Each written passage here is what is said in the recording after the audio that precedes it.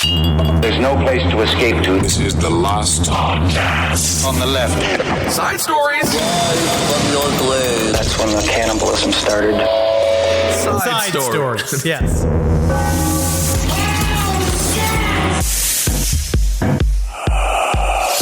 Man, the other day, Yeah. I was getting out of the bathtub. Oh, man. Please tell me more.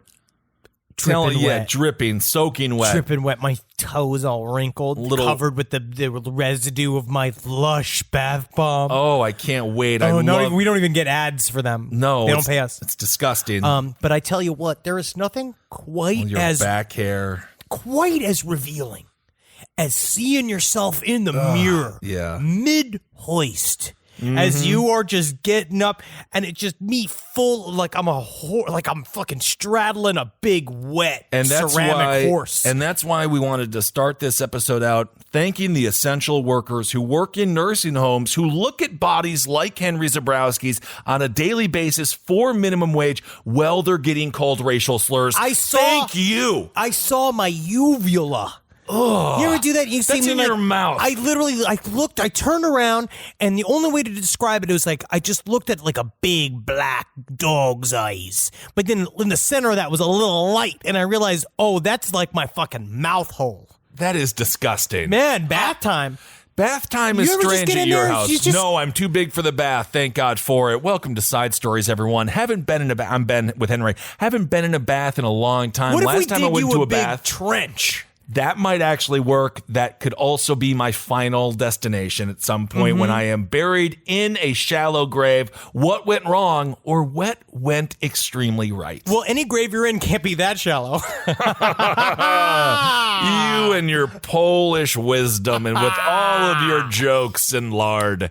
All right. Well, we have a bunch of stuff to get to today. We're really excited. We have some crazy tales to tell. You don't want me to talk more about being in the bath. I actually wish that you would run by what we're going to talk about up top just a little bit before the show. So then I could say, oh, what do I have? Presidential veto power? What if we don't talk about you naked, dripping, coming out of the bath? Because I see your hair and I understand what it looks like because I've seen you naked, because back when you were just so desperate for any kind of attention, you would get naked on stage. Often. And you would hold your penis, but most of the times your hand would slip and we could all see your winky, and then the audience would laugh and you thought it was because of a funny joke, but in reality it was more of a physical abnormality. My belly used to cover the top half of my penis. But then you lost weight. Yeah. And then it was fully nude. And then your butthole actually showed. And it was as if you were looking into the mouth of Pennywise the Clown and you just wanted to die yourself. That's what I saw after the bath the other day. I just looked back there because you see your ultimate fears. And I looked into that gaping maw that was my butthole in the mirror. And the first thing I saw was abandonment. Because that's my big fear. Well, and my second fear is a fucking spider crawling up my dick hole.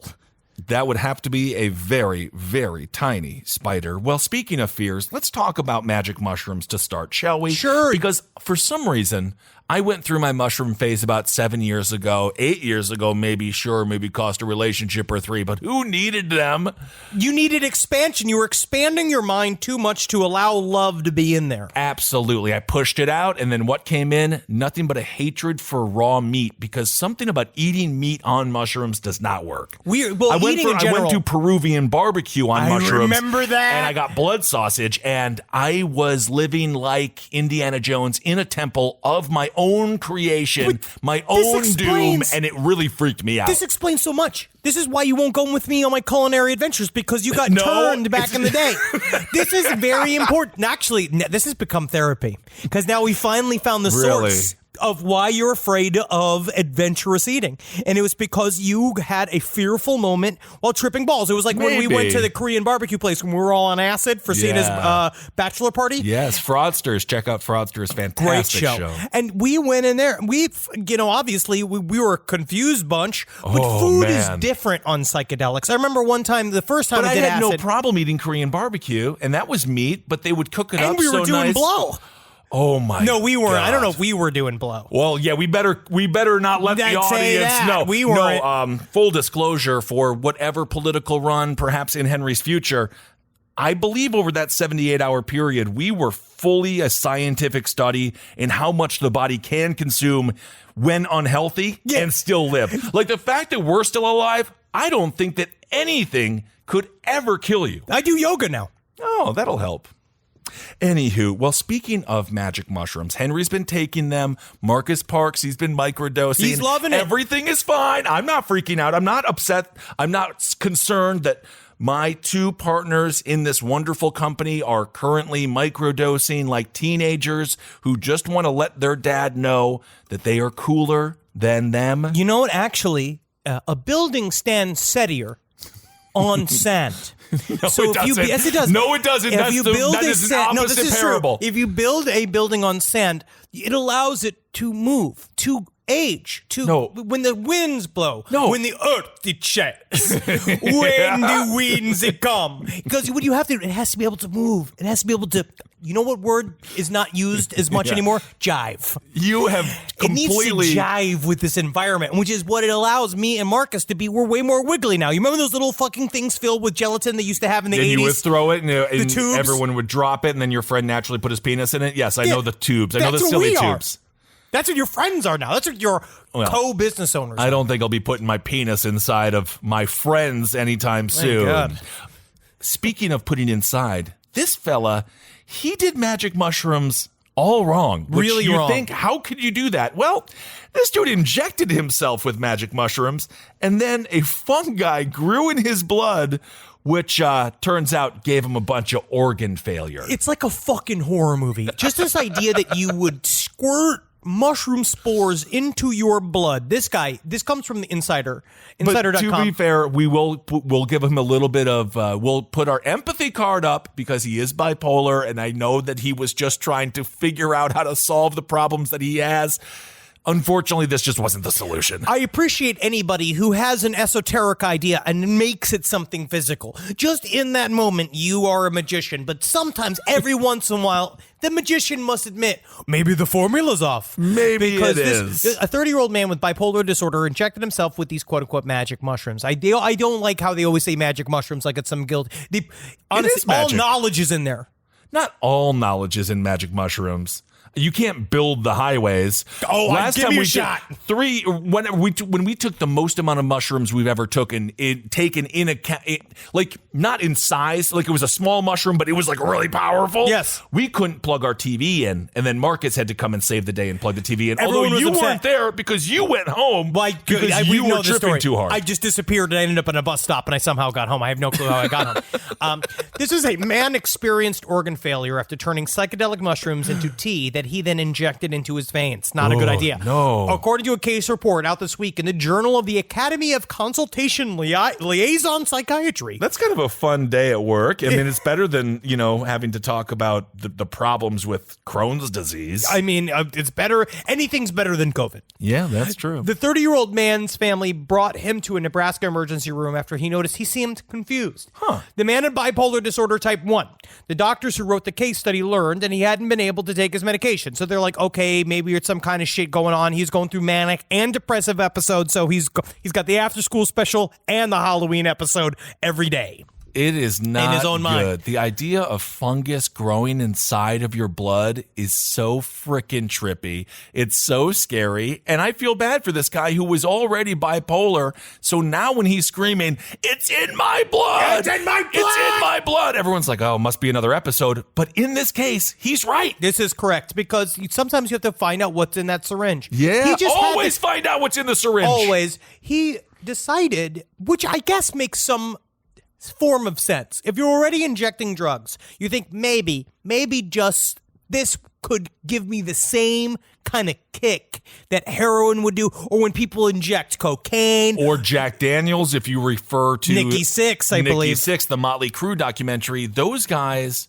Some people just don't die. Know that the Motley Crue documentary that VH1 ran for Behind the Music back when VH1 was real good TV. Real good TV. You know that Motley Crue butt chugged a bunch of stuff, but they cut that part out. Well, because they did everything wrong when it comes to inhaling drugs. They always looked at a drug or booze and they said, how can I do this upside down? So they found this guy, whoever he had this idea. So he made it into a tea, right? Which and I've had smart. I've had mushroom tea. I tripped fucking balls. That's when I first saw an extraterrestrial entity. Was when I was on fucking mushroom tea. When I ultra terrestrial. Really? Do you think that was a hallucination, or do you think it was really there? Because if these extraterrestrials or ultra terrestrials or whatever the hell you just said, if they're smart, they come when you're tripping, and then no one will believe you. They are just as real as we are, my friend. Okay. How about that? How about it? But this guy, he said that he boiled mushrooms in the water. He made the tea. And then something in his head said, okay, this is going to work so much better if I just put it directly into my blood. So then what he did was he took the tea. I guess he said he filtered the liquid through a cotton swab. And then he injected that substance into his bloodstream. And then a couple of days later, he started to become overly tired. He vomited blood. He developed jaundice, diarrhea, and nausea. Whoa. His family found him soon after, and they took him to the hospital. And he said he was just he was incoherent. So at least he was tripping balls. But you know what's kind of nice? After you vomit and after you have such an amount of liquid diarrhea, you do lose a little bit of weight. You do feel kind of good. And then you get to have a little bit of an extra snack. Well, that's the, what's this spot say, ayahuasca thing. Is that you purge, and then you feel euphoria on the other side. Everyone has told me about ayahuasca. I know people who have done it. They swear by it. Everybody loves it. I just don't want to do everyone says the first 2 hours are horrible. And I can't jump in. I just don't want to have 2 horrible hours, even if the next 8 hours are great. Also, what else do I have to explore inside of my brain? All I do is hang out in here. Honestly, DMT might help you part the curtains. And I don't want to get too rogue in here. The curtains are parted. The curtains are sheer. The curtains are on fire. Yeah, you're not even wearing any clothes. But he went. It's a long day here. Depending on how you think of it. Come on, Kissel, you're just simply the best. Get out of here. So he's shitting, he's puking, he's not doing well. He's not doing well. The doctors met the man. He couldn't go hair an interview, of course not. And then they took a blood sample and they revealed something even more shocking. The mushrooms, which thrive in dark places, had begun to grow in the man's bloodstream. This reminds me, I think I mentioned this way too much, but when Stephen King turns into like the grass, the algae, yeah. This is that. This man was about to become a freaking mushroom. He was about to become the grooviest motherfucking, the most SoCal dude to ever walk the earth. So now, of course, this begs the question, would you consume his blood? I'd like to look at it. Would you consume? If you know what I'd like to do? You know, this has got to be one of the trippiest ways to consume psilocybin. Psilocybin? Vampire way. It's a vampiric mushrooms. Ooh, that's fun. Would you do it? You know, the thing is that when it comes down to human blood, I don't even like animal blood.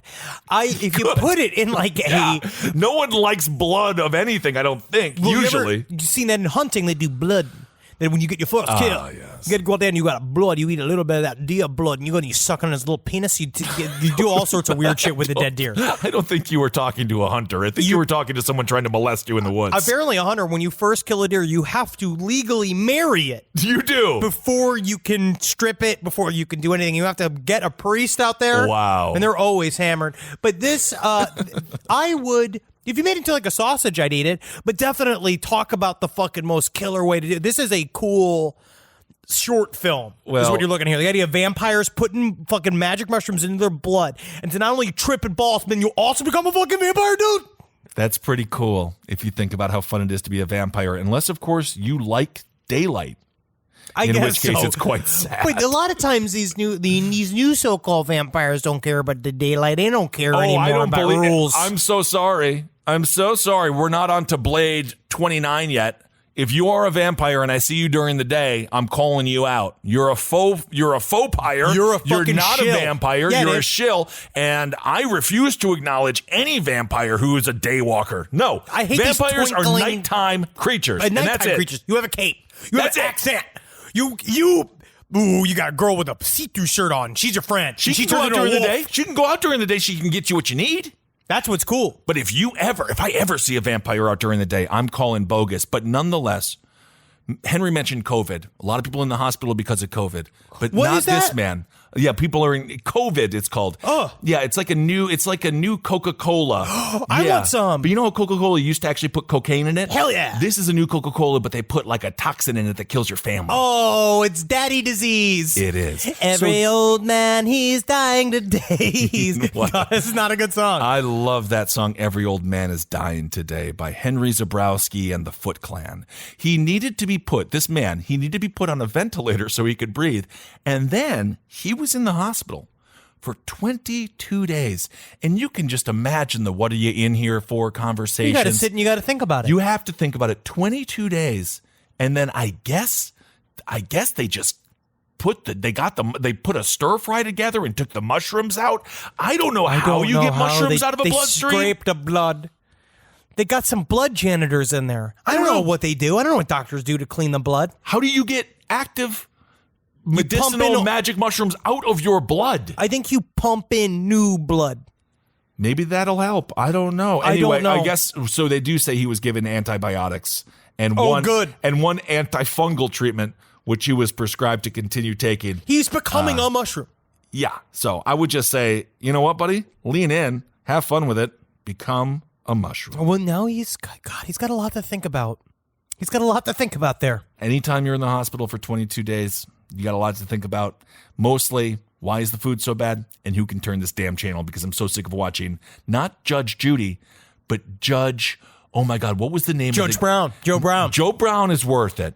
Yes. Joe Brown is worth it. There was another one, Judge Alex. I didn't like Judge Alex. No, I saw him on the street one time in New York, covered in makeup still, like right after a shoot. You didn't throw a milkshake at him or something? No, tall guy. Actually pretty attractive in real life. This is fantastic. Yeah. Speaking tall guy, that's like Army Hammer. He's a real tall guy. He is. I don't want to talk about I don't know the Army Hammy story. Army Hammy? That's what I call him. That's what I call him. We'll call him Army Hammy. I'll just briefly talk about the fact that story? He just has a cannibal fantasy, but apparently he's also not a nice guy as well. So I think the big thing is that he's not a nice guy and he made his girlfriend scared. But then the thing that really pushed it over the top was the fact that he told her that he wanted to eat her. He said he wanted to cut off her toe and keep it in his pocket, which in a way is kind of cute. It's kind of romantic. But it's also not at the same time because he's talking about cutting a toe off and he's Army Hammer. And then this model he was with was just like his charisma was so beaming and powerful. Well, it'll hurt her career if he cuts off parts of her body. That's not good. Yeah, models don't even need a toe. Well, I think that they need all of their accoutrements because otherwise they get judged very harshly. They're judged on their pure physical appearance, Henry. It gives you a story. Army Hammer, cut off my toe. He's my girlfriend. He's my boyfriend. That's a story. You want to have something in the room when you're having a general, like something to pitch, something to say, an angle. But yeah, Army Hammer apparently is just a really hungry guy. I guess. And because you know who ended up coming out and talking about it was the cannibal cop. Well, this is his area of expertise, isn't it? He came out and he said, "Did he defend? If he did not defend, of course he defended. God, he better not turn his back on one of his own." But Cannibal Cop straight up just said, being like, "This talk about the fucking free speech violation going on here, and the shame that people are throwing on Army Hammer." And I do like that conversation around this story about the idea of like, there's both this whole like. The kink community is like desperate to figure out how to handle it because one side is like, don't kink shame anybody, him. Right? As far as we know, I don't think he ate anybody. I don't understand it. He's an actor. I don't know. So the kink community is like, this is a fine fetish. Just do safe. Oh no, I don't know. I think think Kissel. The real answer is everybody's real confused. And there's a lot of people saying, like, want to say that it's like everybody wants everybody to be happy, and that's how I feel too. I don't care what you do. I don't care what you text. That's what I say every day. Do whatever the hell it is you want to do. But if you want to eat somebody, but if it goes past like getting a funny little like a lemon and putting it like cutting up and like having her lay down in a big sort of like fake tray and like putting some sage under her tits and like getting in there and like massaging her feet with some olive oil, like I think there's fun in there.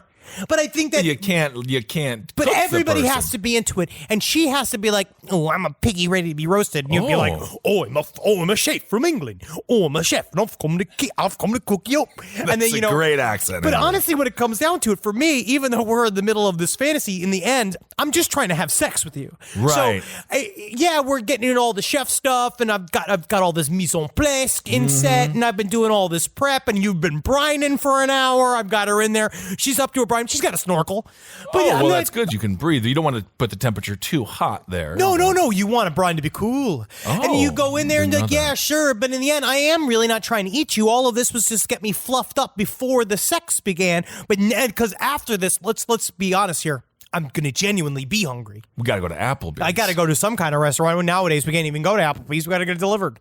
Well, never get Applebee's delivered. It's just not as good when It's you not can't as see good. the waitress, when you can't see the waitress or the waiter or the bartender or all the big Smile. sports. I want to see them smile. So happy to bring me my fajitas. So I'm sure Jackie Zabrowski will talk more. That's Chili's. Yeah, I'm sure Jackie Zabrowski will talk more about Army Hammer. Oh, no, apparently she already has. She already has. But there's a Very lot. good. You and I it's like these stories, like the Azalea Banks story, where we say things because we don't know who these people are. Like we don't know. I don't know. We didn't know who Azalea Banks was. I only know that Army Hammer had to eat the cum and the apricot from Timothy Shamalama Ding Dong. What? Timothy came into the apricot in that that's Call the Me By Your Name story. movie, but that was back in the day. That's a movie. That was fake. Was it real cum? You know what? I'm going to go on the record and say yes. But no, it wasn't real cum, technically. According to the producers, it was a movie, and it was a scene in a movie. So the scene in the movie was somebody had sex with an apricot, which you can imagine the difficult nature of that. Not And if you then got a tiny ding-dong. I guess, or a large apricot. And then Army Hammer ate the apricot, and It then was he called that, romance. and then it was acting. That was acting. That's this is acting. real life. But isn't the whole world a stage? That's how I feel. Speaking And I of- feel that everywhere I go is a proscenium, even within my own home. Speaking of the whole world's a stage, many plays are absolutely horrible, and you should walk out on them. Speaking of this one, I guess I'm just going to... I don't even know. This isn't really a lateral move from that conversation because this woman's much worse than Army Hammer, but a mother... This is the headlines from Metro News. A mother... You want to do this story. I don't want to, no, but this is what the people provide us because we look for content because we don't like to just talk about ourselves because we're not totally self-absorbed and quite honestly our lives I are hate quite me. I don't boring. want. The last thing I want to do is talk about me and my boring life. I'll talk about my beautiful wife, but I don't want to talk about anything involving me. Besides getting out of the tub and how slick and wet and soapy I was for like 25 minutes. So let's talk about this mother who, the headline is, mother who had sex with dog, Okay. then hanged her kids. Hung. They say hanged. Okay, wow. Fights to hide lewd internet search history. So again, So all of this was she killed the kids to cover up. the fact she had sex with her dog, Lisa Snyder, and her name is Lisa Snyder. She's 38 years. I'm going to say old. Because I think these things age you. She's not upset that everybody knows. Honestly, we're also stressed out right now. COVID-19, again, I hate, don't even mention want it. to talk about it, but you know what? It's time for self-care. Well, yeah. I guess that maybe I think the guy who injected the mushrooms into his bloodstream is much smarter when it comes to self-care than this woman who, again, had sex with her dog and then hung her 2 children. So lawyer for Lisa Snyder, she's 38. She admitted that she killed the kids, but she's really upset that she doesn't want people to know her search history because apparently she searched for things regarding lascivious and Lewd and lascivious and or unduly offensive searches. And so she doesn't want anyone to know that side of her because apparently it's worse than having sex with a dog. But we already know and she was killing having sex with her the dog. 2 children. We knew that was happening. So what's more embarrassing than that? So it's really sad, this whole story. The teachers for the kids said the kids were super well adjusted. They showed no evidence of being bullied. Apparently they were just like totally chill kids, and she hung them. Oh, this is so gross. It's so sad. She hung them with dog leashes. So she had sex with the dog. I didn't do it. The kids No, you were didn't 8 do it. and 4. They were from the Albany Township of Pennsylvania. She claimed that Connor had hung himself to escape bullying, but again, the teachers were like, there was no bullying. But they During found a out he ce- would probably have good reason to be bullied if they found out his mom was a dog fucker. Apparently, the cops found the kids, and then they found out she had sex with her black and white pit bull because there was a video on her phone. Yeah, how else would they know? So they said she You has know? a chronic history of severe She's mental proud. disorders. And she's proud, obviously. It was a thing. It was a thing. She's got the only way I would describe it is that her eyes are only an M&M's length separate. She kind of looks like Jared Goff of the L.A. Rams. She, without the his prestige. close eyes. Without the prestige. Yeah. I don't think he's having sex with dogs. No, I don't think so. And the kids are just like chubby little cute kids. They're The just 8-year-old normal kids. actually looks very similar to how I looked at 8. He's just a little chonky kid, just wants to live his life. Anyway, that's the beginning, end, and middle of this story. Yeah, it's a terrible she, story. Had sex with her dog and hung her children, and now she doesn't want people to know what she searched on the internet, which you can imagine is basically how do you have sex with your dog, and then how do you hang your children. I'm assuming that that's in there, not to mention copious amounts of bestiality footage. You should never have in your XXX section the movie zoo. No. That's supposed to be sort of anthropological, sociological, and you're supposed to watch it with a skeptic's cap, not with like a wish I was there. But you know what cap. should be in there? You ever see that movie Fievel Goes South? No, I don't. I don't want to see that. I would rather watch the freaking Screech porno than watch anything with Fievel. Dustin Diamond is now suffering from stage 4 cancer. He's very, very sick. Are you kidding me? Yes, he is very sick. We actually just found the YPF community is all a whole group has been. We reached out to him. Okay, first of all, what's the YPF? Your community? pretty face is going to hell. Like we sent him stuff because it's a horrible story. What are you kidding me? Very, very sick. Yes, and he went. Apparently, he wasn't feeling good, and it was one of those horror stories that I think about all the time, where he went to the doctor saying I didn't feel good, and it turned out his whole body is like riddled with cancer. He's not doing well. Thank you for reminding me, though. He's not doing well, and for as I'm going to say, as goofy as his life has been, It's not he was barely in that porno. He said it was a stunt cock too. It was a stunt cock. Yeah, that's what he told me. Which is the part that I would admit was me. Yes. Because it was a huge cock. But he was trying to he had to do that all because in the end he had to convince his girlfriend that it wasn't him in the porn.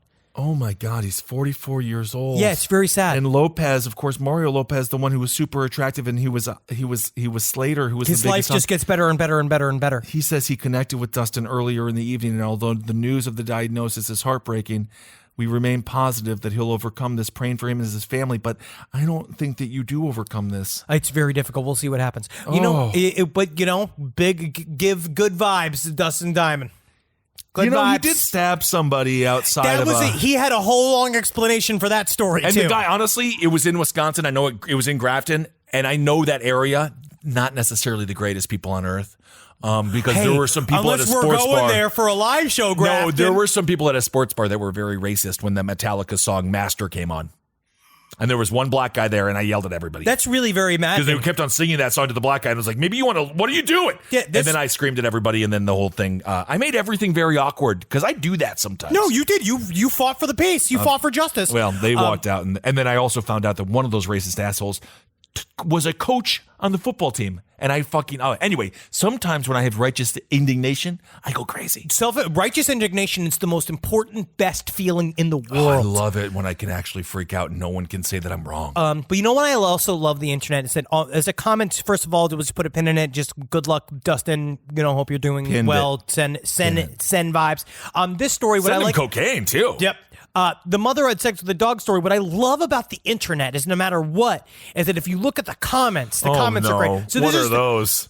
Is anyone pro? Because if somebody is pro, we need to what's that? FBI? I think we found a dog fucker for you. Do you have a dog fucker unit by any chance? This is an article about a woman admitting she had sex with the dog and then she killed her 2 children in order to keep them from being involved. This is the comment. I'm sorry, but I don't agree with this article at all. I don't see how the Tomb Raider reboot series is better than Uncharted, when Tomb Raider has been dormant since the PS2 and didn't resurface until March 5th, 2013 to compete with Uncharted. Uncharted has better characters, stories, graphics, and controls. The quote-unquote reboot Tomb Raider games feel clunky, and Lara Croft and her friends, plus the stories, are amateurish at best. I don't think that man read the proper article, because referring to this woman as a Tomb Raider, that is one way that's one thing to call somebody who kills their children.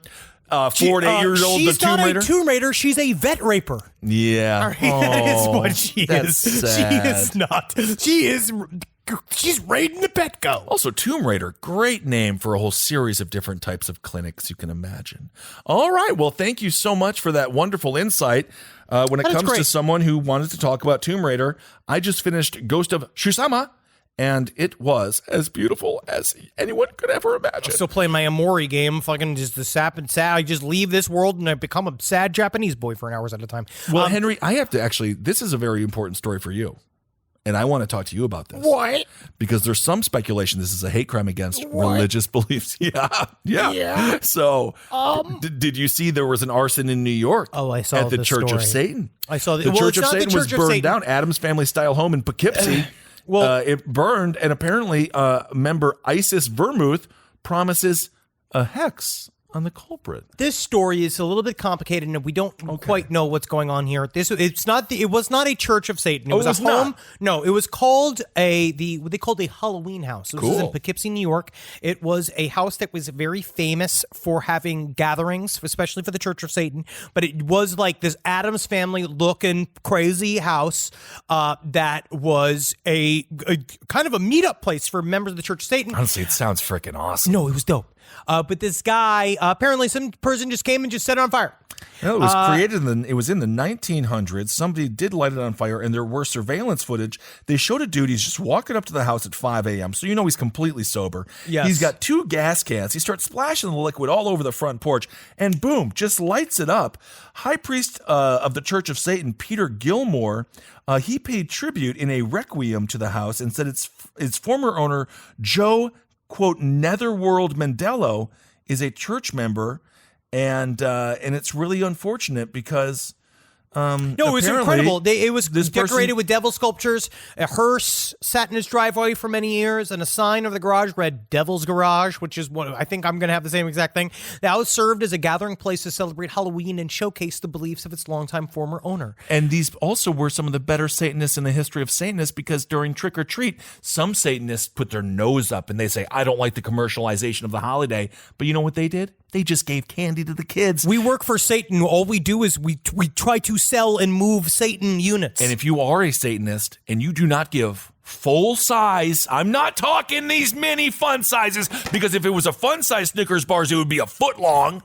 Okay? I'm already actually very I upset. want full size Snickers and full size Mars bars. And if you even think about sneaking a baby Ruth in there, you better actually be named Ruth with a child, and it better be like for a theme. Peanuts are good for protein. Well, this house was actually not just a home for worshiping the devil. No, it wasn't. It was also where they had the first legal same-sex satanic wedding in New York State. So there was a great history to it. And the sad thing is, for anyone that is not married in that area, this is a perfect place for a freaking wedding. It's just very difficult. Sounds fun, man. I just wish that the whole point of being a Satanist on some level is you are antagonistic, and you are expecting. Now, why? Why do you have to be antagonistic? Well, not really. I'm just mean like the idea that we are quote unquote devil's advocates. So you are constantly put at an adversarial position against the world. So people look at this as like this symbol that they have to come burn down. And they got, obviously, I'm going to say this is probably not unconnected to what's going on in the world, and the fact that it seems that, according to a lot of these guys, Satan is winning because Satanism has been tied to the QAnon movement. Like this idea that all of the Hollywood elite are quote-unquote Satanist child murderers and child rapists. There is nothing more demonic than a false prophet. And what is QAnon other than a false prophet? Always remember that. You have to think about what they're looking at. But also, a real Satanist wants nothing to do with a child. I want a full-breasted woman. You know what? And I've always credited you with that. Apparently, in Poughkeepsie, this is one of the homes. It's not going to be rebuilt because it's just too badly damaged. But apparently, they have a witchcraft district, which, hey, you know what? I'm all for it. Have a little fun there in Poughkeepsie. And I can imagine, in LA, if you have a witchcraft district, you're like, okay, New York, okay. That is called Los Angeles. It's just called LA. But in Poughkeepsie, that could still kind of shake up the squares a little bit. But that's the power of it. It's the power of the symbolism. So this guy tried to destroy the symbolism. And in a way, he did. He burnt down this house. So for them, that's a win for his column. I guess. But he better watch, because now what he's done is said what happens sometimes when you burn a forest, when you do a big burn, what do? You make the soil even more fertile. Indeed. And what better place to go rebuild other than the grounds of a burnt down Halloween house. Is it Halloween yet? I can't wait for Halloween. Halloween was taken for me last year, and I fucking swear to God, I'm taking Halloween from the world next year. Well, I don't even know what that means. That's absolutely horrifying. I don't know want to have that. I actually don't want to have that revenge. You know, I just Henry, want everyone to have a Halloween next year. I think that's actually a perfect segue for our next story because I think that you need some of this. And when I say some of this, tea. I mean Sleepytime Tea. Henry, you need to relax. This is a story that comes from Food and Wine. There was an original. This is, by the way, I think this is our first Food and Wine story. I think so. This came from an article from Van Winkle's written by a Megan Giller, but apparently that article got pulled down. I think she's probably making a movie out of it or some shit. I don't know. My article is from Matt Blitz. Yeah, this story, Food and Wine magazine. But apparently the idea is that Sleepytime Tea, which is made by Celestial Seasonings, apparently has some cult connections to the owner and creator and founder of the company that started Sleepytime Tea, this Celestial Seasonings. It was founded in 1969, which is a great year to remind everyone that you got to, after the 60s, literally, of course, it came out after the 60s. Yes. They're like 1969. We need a sleepy 70s. We need some sleepy times. Which did not happen. But they, this guy, Mo Siegel, well, they went and he was the founder of it. He was an herbalist in Boulder. He made this thing called 36 Herb Tea that he sold to health food stores in the area. They gave birth to the Sleepytime Tea, which is a blend of chamomile, spearmint, and other herbs. I don't know if you've ever had it. Have you had it? Of course, I've had Sleepytime Tea. I've It's actually nice. mixed it with a lot of, if you just have a shitty whiskey lying around and you're like, I can't take it straight, little shot of whiskey, little Sleepytime Tea, and you are going to be sleeping in Take no a long time. drive. Nothing's more relaxing than that, man. Just get in the plane. You know I what just I mean? like sleeping in the ditch. I don't know. Does like to do it, but apparently Mo Siegel, the guy who created this company. So essentially, Sleepytime Tea was basically an overnight success for Celestial Seasonings. They absolutely love it, but apparently Mo Siegel. This is also sort of like the kids from the 60s were starting to buy houses. Yes. And they wanted like a little bit of that old spunk they used to get. Oh, yeah, absolutely. That's what this guy did. He became interested in this thing. It's a New Age Bible, and it was called the Urantia book or Urantia book. Okay. It was first published in 1955. We have no clue who authored it. It was a group of people, but they do believe it was probably authored by a man by the name of William Sadler. Do we know? Have we heard that name before? Because I'm thinking. No, this is a whole separate world. Because this is the Seventh-day Adventist movement. It was a cult off of the Seventh-day Adventist group. William Sadler. So the Seventh-day Adventist group were too crazy for them. Well, they weren't. Or they were crazy too wild. enough. They weren't crazy enough. They weren't crazy enough. Well, they believe that it's very, very, but the reason why now it's highly controversial is because obviously this story, Urantia is in their world. Urantia was the term for Earth, and we are a part of a galactic commission of creator gods mixed. It's an alien religion that God is essentially an alien. All kind of the way they talk about Jesus as a creator God. So he was like the kind of how in Gnosticism, like the idea that there is a big old unfeeling, unknowable creator energy that you'd call God, but then it makes these creator beings that create us and create the world. Well, I'm playing Horizon Zero Dawn now, and it's post-apocalyptic, but in the previous world, robots became sentient, and they are very powerful, and in many ways we are creator gods, aren't we? If you look at what your people are doing. You're starting to understand. No, I understand. I don't trust people. That's the thing I need to clarify when it comes to my robot. First of all, they're already robot security guards. Which plans within plans within plans. I don't hate robots. I don't hate humans either. I don't believe that humans are capable at this point of creating something that's going to be a net gain, good for society. But that's why so the they're robots creating things that are going to be an extension of their worst self, as we see with Twitter, which is an extension of everyone's worst parts of their humanity. Sure. So what we're going to have is a bunch of people who are now too weak to actually act out on their hatred of humanity. So they're going to delegate that task to said robot. The robot can be good. It can change your diaper. But that's why the robot can also kill your family. That's why it has to inspire other robot companies to build robots to beat those robots. You want a robot war? Yeah. I'd much rather a robot war than a human war. I watch BattleBots, and that's as close as I'm going to get, and I truly love that show. And you should see just some of the sex scandals coming out of BattleBots. Those fucking those wedges. You know what they'll do? They don't even ask. You don't gotta tell me. Rise from your grave. I am not gonna time cancel Sleepytime Tea. However, Urantia's texts. Apparently this is what it says. They say 500,000 years ago, there were 6 colored races that existed. It was red, orange, yellow, green, blue, and indigo. Absolutely. Like it's a children's book. Yes. And so much like the Blue Man Group, blue men, they subdue the indigo. It's a tiered system. Yes, it oddly states that strains of gigantism can appear in green and orange people. You're an orange person. And green is my favorite color. So maybe there's something to this. But it is, that's what they were talking about. So now people are upset because now they're discovering the Urantia book. And if you read about Urantia, it is just as nerdy as anything else because it came from William Sadler and his group. They kind of created this. And Siegel did write, just to clear that up a second, Siegel did write, this is what he said. He saes, belonging to any particular race. Oh, yeah, this is Mo Siegel eventually. Yes. He does not completely believe in all of the sub-beliefs of the Urantia He group. says, so you can have your sleepy time. He says, belonging to any particular race provides no spiritual advantage or disadvantage. All persons are equal in the sight of God. At the present time, mankind loses about as much progress as it makes by ignoring eugenics. But so he's also, it's an interesting, he's dancing. It also shows that he didn't read the full 700-page The Urantia book. And I firmly believe I didn't read it is a better excuse than I was drunk. If someone says, if I accuse you of something and you said, I didn't read it, I'm going to say, okay. Well, that's what Armie Hammer said about his text. That he didn't read his own text? He was just like, I was barely there for it. I was hammered. Like, that's actually what a good excuse. Keep it from your own. Be on a need-to-know basis with your own mind. Hey, buddy, I got a delivery today of big and tall winter clothes that apparently I was cold. And I ordered a bunch of big and tall clothes. But they're nice. Hey, man, that's all that matters. Get more clothes.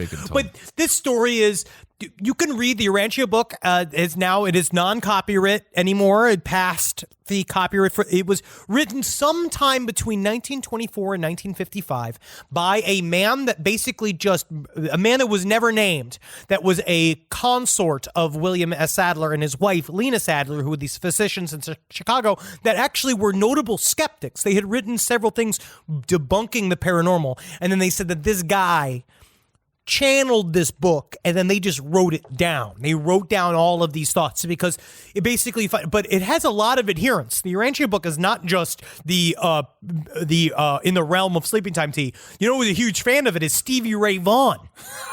Stevie Ray Vaughan, apparently he brought along the book of Urantia, and he would read Lindell passages from a strange publication. It was him. Jimi Hendrix was obsessed with it. All right. Because it came out in the 1960s. And Jerry Garcia was obsessed with it. But the thing is that every one of these esoteric books turn into this, like, story about like the white-skinned, blue-eyed aliens coming and saving everybody, and then they always have the other side where they're like, no, it's not about race. Right. They are white. They're purely like sheet white. And you're like, I know. And you're like, white people are pink and some are tan. And you're like, sir, please stop. Please, please. He's like, it's just, they come from space. It's all space. Rise from your grave. Well, let's move on to a story. We talk about criminal justice reform all the time, and this story is criminal justice adjacent. Apparently, smugglers tossed chicken wings and marijuana over a fence of a Mississippi prison, and those freaking pesky guards, they took all of it. That's fucking so dumb. Yeah, it's bullshit. So smugglers threw more than 25 packages over a section of fence at the South Mississippi Correctional Institution at around 1:30 in the freaking morning. Don't you think that weed would just help prison? Just let them have a little bit of weed. Do you think a PS1. But honestly, don't think weed would just like shut down a lot of the violence? Some people get ramped up on weed, but most people don't. Depends. The cultural difference between reaction to weed is very real. There's a lot of nurture that goes with how people react to weed as well. Interesting. Because in certain cultures, it's like super chill, super wild, super like hang out. And then some cultures, it's like, let's go to war. Let's go to war. Wow. Yeah, it's different. So at 1:30 a.m., they threw 7 pounds of barbecue chicken and a bunch of weed, and they threw the weed in a little football. These guys are these guys angels? I don't know. Who made them? So apparently among the contraband seized, these asshole guards, what a great day this would have been. They found, this is quite a bit actually, 4 pounds of marijuana. Wow. 20 pounds of tobacco and rolling papers. No shit. 38 cell phones, chargers, and Bluetooth earbuds. Wow. An assortment of cigars, over-the-counter cold medications, 10 cans of snuff, several packs of cigarettes and lighters, 1 scale so you can get the accurate weigh. That's, to be honest, this is all just stuff I feel like should be like necessary. This is literally what I shop for at Ralph's if they had weed. 1 headscarf and 7 pounds of barbecue chicken, which is the greatest thing. Like, that is the nicest thing I have ever heard of someone doing. Which is, but in the end, if some people who got weed who really could have used it, that would have been nice. I agree. This is also, I got a lot of people responding about when I asked the question, what do DJs do? Well, and I did not realize how much they do. So It's a lot of vibes. The word vibes got thrown out a lot. Yes, it did. And I'm going to say this. I'm taking this authority. LPN blanket. I'm going to say apology to the hardest working members of our party society, which is the DJ. The DJ I can't fall asleep. Not literally, if you fall asleep, that's the equivalent of you like shooting the basketball in the wrong hoop or running to the wrong end zone. That's the biggest blooper that you could make. The DJ knows. Titty's got to bounce at a certain speed. Butt's got to sway in a certain rhythm. Absolutely. And you got to watch those butts and those titties all night. And that's your job from up there in that big spinning tower you're in. So we're having fun. But the DJ, they're working. Think about that. I mean, they're also on a lot of drugs, but think about the work. But the work is only done on the drugs. Yeah, absolutely. So thank you so much for letting us know. DJs, Vibes. I can't even articulate what Keeping they it going. do, but they spin They keep it going. And this sentence, we heard this sentence over and over and over again. You'll know when a DJ is bad, but you'll never know when they're good. Yes. Because that means they're good. That means they're good. You're not supposed to notice them. Yeah, you're just swept away with the music. In a sense, it's actually a very humble way to perform where you're in the background, but little do we know that you're the wizard making everybody's feet go. I think some of them like attention. Yeah, I don't Like think when that Paris Steve Hilton... Aoki guy. I don't know who that is. But I know Pitbull likes attention, and I know Paris Hilton likes attention. Yes. And apparently Paris Hilton is actually okay. She's cool now, yeah. Better than Shaq, I guess, at DJing. Well, Shaq is he's a funny guy. He's no Charles Barkley. Well, speaking of parties, this is kind of our last little drunken story here. Did you see this story about the U.S. Coast Guard? No. This story is amazing. Apparently a floating tiki bar got gone, like it was gone, and they're like, where is this floating tiki bar? And evidently the U.S. Coast Guard crew from Station Key West, they recovered the floating tiki bar that was stolen. Unsurprisingly, the person aboard showed massive signs of just being freaking hammered. Oh, he was just hammered in it? He was hammered, and he stole it. And so the boat was owned by Cruisin' Tiki West, which sounds like a great idea. Man, we will die. But it was a tiki hut that could be like driven. It's a floaty. Yeah, that's it's like a boat. Fucking incredible. So they just found this thing floating in the ocean. They went behind it. And it was this is like a fucking old school movie. This is like what we would do. Yeah, exactly. They went behind the wheel. And they just saw a dude asleep in there, and they're like, he woke up. It's like, whoa, am I in Cabo? My understanding is it's just one guy, which makes it so much better. Yeah, of course. So apparently this is a Facebook post the company posted on Facebook, obviously. They said, a little tiki excitement today, which was slightly more eventful than your typical tiki cruise. Thankfully, the squeaky tiki was returned with minimal damage. So the guy just got so freaking hammered that he took it to the middle of the water. And I got to say that there's pictures of the Coast Guard. They're a little too aggressive for a tiki takeover. It's a tiki bar. You Come never on. know. You should be lucky there wasn't there wasn't anything strapped to it. I guess. I don't fucking know, but at the same time, they should have just had it my time. Buddy, another idea. When we live when we are 65 and Semi-Hagar life. Holden, Man, I'm going on a tiki boat with you, bro. Oh my God, we're going to do so much tiki related. And hopefully by that time, we wouldn't have lived so unhealthy that we have to do like mocktails. Hopefully we can. That's my goal. That's why I'm taking it easy. Take it easy now, because the goal is that when we can really, we might look at our 50s being when we can really party. According to our manager, that was the most fun in his life, and then he had to take it easy. He did. And now he's stuck with us. That's what happens. So you have to make sure, don't blow out and burn every bridge in your 30s. Save it yes, for our 40s. Well, I think it's about time for Hero of the Week. Yep. This Hero of the Week, this is actually maybe the most serious story we've covered. A restaurant manager, her name was Flavane Carvalho. She saved the life of this boy. This is a crazy story. So freaking violently abused. It's so disgusting. But so yeah, again, Hero of the Week is usually something kind of fun, but this one is really, thank God for this true hero, Flavane Carvalho.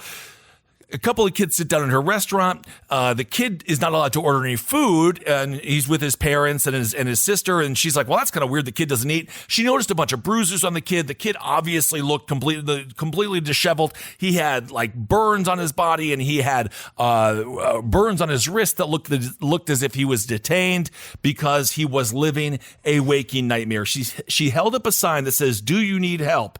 And the kid says yes. Because of that, she called the police. The police were able to arrive.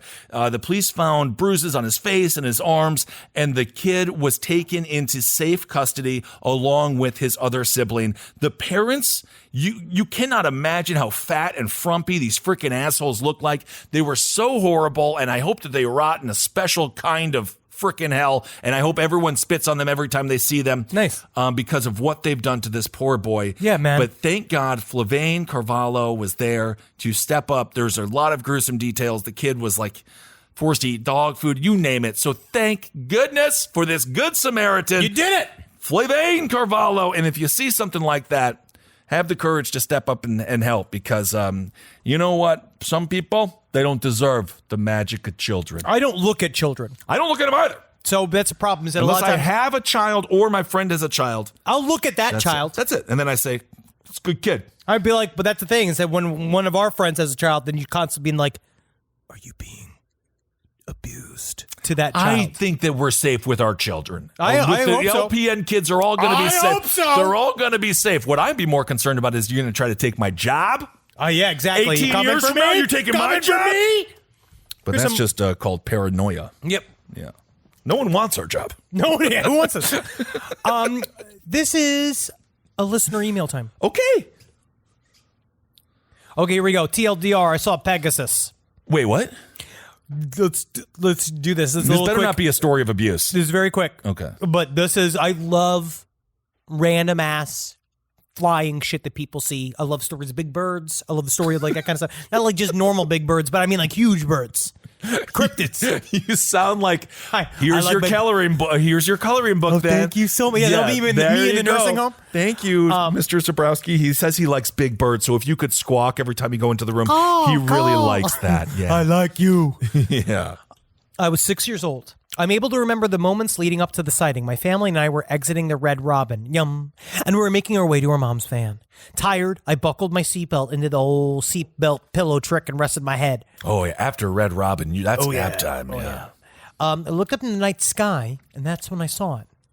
It was roughly the size of a school bus, almost appeared to be shimmering, as if its fur twinkled. It appeared to be extremely far away, but was visible due to its size. Its wings weren't flapping, but rather slowly cascading up and down as if it had intense mass to it, very similar to Mothman. Huh. I looked away briefly to alarm my family of the Pegasus. Once I looked back, it was gone. And this is where you have officially become the family weirdo. This is how it starts. That's how it starts. But and they're like, remember when Timmy thought he saw a Pegasus? And this is 12 years into the future when they're trying to figure out what kind of medication to get you. And this is back to side stories, lpotl@gmail.com. You got weird shit you've seen in the sky. Please. You know we love to talk about it. Send us those stories. Absolutely. Here's another story about the power team. That was the group Oh, of Christian weightlifters you saw. I'll never forget them.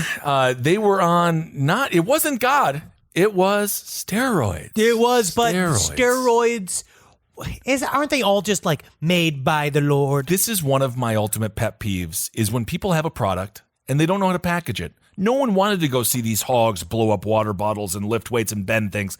So they had to package it in Jesus. Yeah. And then they got the crowd that Christ provided them. You talk about because production. Christ can get a crowd. Yes. And then they got to do their little flim-flammery with their muscles. Yes. But it's false flim-flammery- marketing. The flim-flammery with their muscles is the most pure thing that they were doing. God didn't do that for them. No, with the Russians with their You know how finely many made weak Christians steroids. there are? Oh, How yeah. many weak? Most of them. Almost boneless.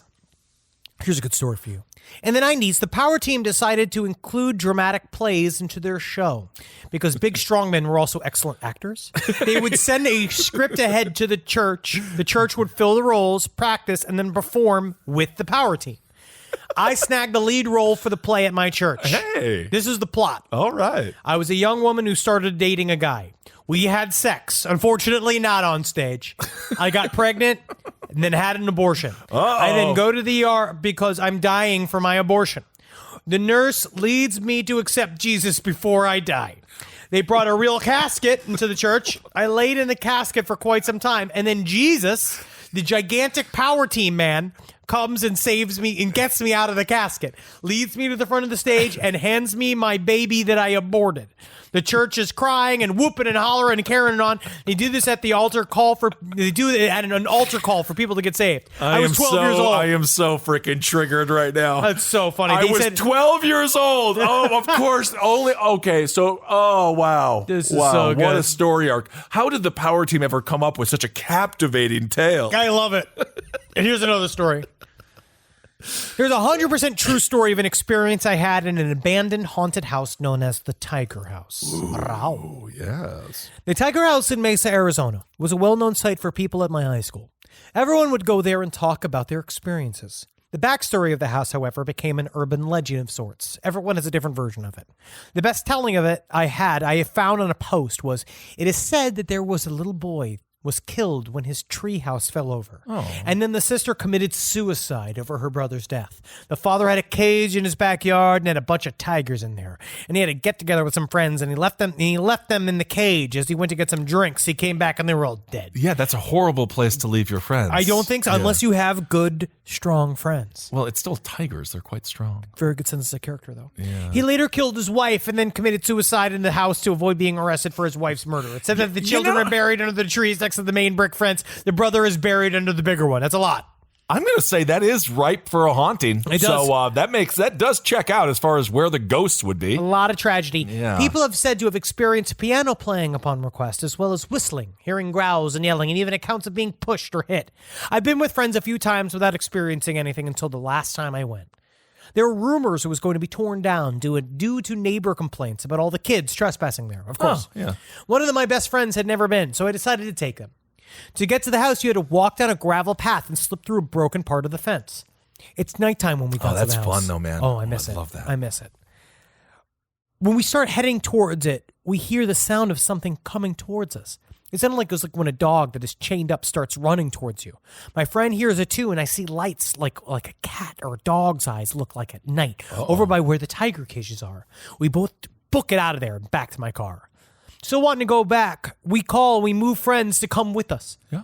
Thinking that it's in our head and we would be less intimidating with a larger group, our other friends get there and we start to head back to the house. And when we get there, when me and my friends are in complete shock, the house we had just seen 10 to 15 minutes before had already been torn down before we got there. Weird. And it was just a pile of rubble. I asked my friend to describe what he saw to me, since he had never been there, nor he had ever seen the house. He described it perfectly. To this day, it still baffles me. And it's the most unexplainable thing that's ever happened to me. Believe it or not, I know what I saw. He knows what he saw. Very cool. Yep. There is something about the ages of 14 to 17 going to the haunted places. Every small town has them. Every guy you sleep with, you make it a crime. In many ways, I was a virgin until I was 18 and had sex with someone who was 24. That's how I lost my V card. Isn't that exciting? Isn't that something everybody wanted to know? I was excited. Yeah. But I miss those adventures. Yeah. When you're young enough to really, first of all, you got to steal some Or really schnapps be from scared, your father. like truly scared, like Truly they scared. are real ghosts. We had a cemetery that had a bleeding tree. I think it was just sap in hindsight. Yeah. But it was, I believed it, and it was like a bunch of creepy shit happened. And the nice thing about being a teenager, you make so many mistakes, so then you can just kind of blame everything on a haunting. Like, it's not your bad driving, it's a ghost that's trying to. Gave me beer. The ghost did it. That's how it always is. Why does this ghost love? What did we? Milwaukee's Rolling Rock. best Oh, yeah, light. Milwaukee's best Whatever light. was the closest to the door that you can just grab and go.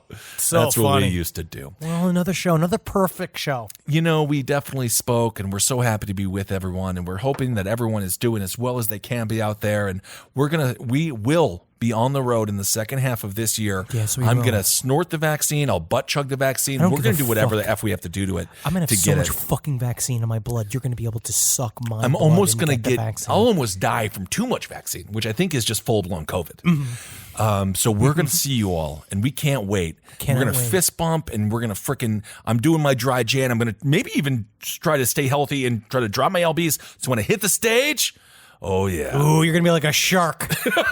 You're gonna be like a stealthy beast, a stealthy predator, because you gotta live every day. Like because you know what, sharks, they can't stop swimming. So Or they they die. And it's symbolic. yes, it is. Gotta hustle and hustle and hustle and hustle and hustle What a- and grind and hustle and grind until you're dead. What a fate worse than Welcome death to fucking itself. America. Welcome to living in America. You hustle and hustle and hustle and hustle until you're a fucking skeleton. I'll never forget when I spent that 2 weeks in Uruguay. I didn't realize that people didn't do what we do here. And then when I came back, I was like, this place is really intense. People work too hard. Yeah, they do. It really is an intense country. We forget that. We really do. And guys, you gotta laugh. You gotta laugh and know for a fact that you are gonna have that abortion and you're gonna love it. I don't. If that is your Live, choice, laugh, then so love be the it. abortion lifestyle. That's that's my new thing. The abortion The lifestyle. life, brand it. You Why want to don't we brand make it. it brand? Why don't we have like fucking? This is your abortion wear. This is an abortion top. These are your abortion shoes. Abortion gear. I think they're just clothes. abortion waters. Well. Abortion weed.